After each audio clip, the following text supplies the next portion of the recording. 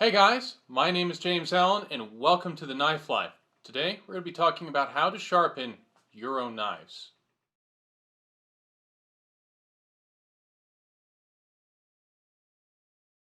As a knife maker, I've experimented with a lot of different ways on how to sharpen a knife. There are some ways that work, there are some ways that are absolutely atrocious, and then there are some methods that are positively golden. One of those golden methods is the Spyderco Sharpmaker. It's my go-to when I have to resharpen a blade that I've already put an edge on. It's not what I'm going to use when I'm trying to put an edge on a freshly made knife for the very first time ever, but it works great when I'm just touching up things and bringing it to a nice, sharp hone. The sharpener itself is pretty simple and straightforward as well. Now, this particular sharpener offers you two options for the angle of your edge. You can have a 30-degree edge or you can have a 40-degree edge. The top portion of the box is your handle, and it just fits over the side that you happen to not be using at that particular time. Rather handy and clever design. Assembling the Sharpmaker is rather straightforward. After you have the handle in place, the next step is to put the brass rods in. After that, we introduce in the medium stones. What we're going to do is set up the medium stones in order to sharpen on the points of the triangles first. With everything in place, it's time to begin sharpening. Hold the knife vertical to the ground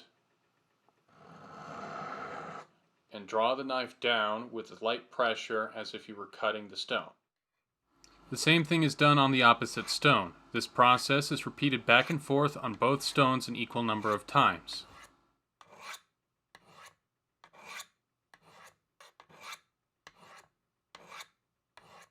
There is no exact number of passes that will give you a sharp knife. If you have a duller knife, it's going to take longer to sharpen. A good rule of thumb is to do 20 passes on each side and then check your blade. If you've seen significant improvement, and in this step, if you are actually able to cut something, then it's time to move to the next step. Once we've completed that first step, we take the stones and turn them so that the flat side is facing in towards our knife. Then we do the exact same thing again.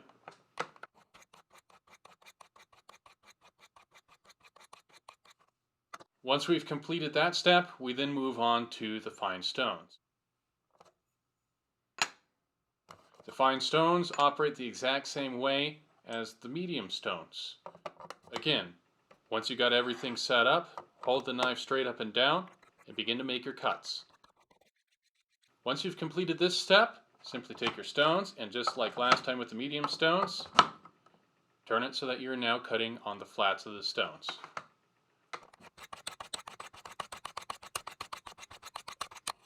By the time you finish this step, you should have a razor-edged knife that cuts cleanly. Here are a couple of other quick tidbits. If you have a chisel ground knife or a knife that only has a bevel on one side, that knife is only supposed to be sharpened on the one side. The one caveat to that, though, is that by sharpening only one side, you can build a burr up on the back side of the blade. Once you have finished making as many passes as you want to, take one pass on the opposing side and strip the burr off. For an example of what a chisel ground knife is, check out the Kiridashi knife making video that I'll put a link to around here somewhere. Make sure to take your time when you're doing this. Speed does not affect the sharpening process. The only thing that going fast will do is increase the likelihoods of your cutting yourself. Make sure that everything is under control at all times when you're sharpening the knife. You don't want to end up with a cut thumb. And that's the Spyderco Sharpmaker. It makes this entire process very easy and very quick. You can get really good results with a moderately priced package. It's my go-to when I'm resharpening knives. If you like this video, please like and subscribe. I'm always looking to put up more content on my page.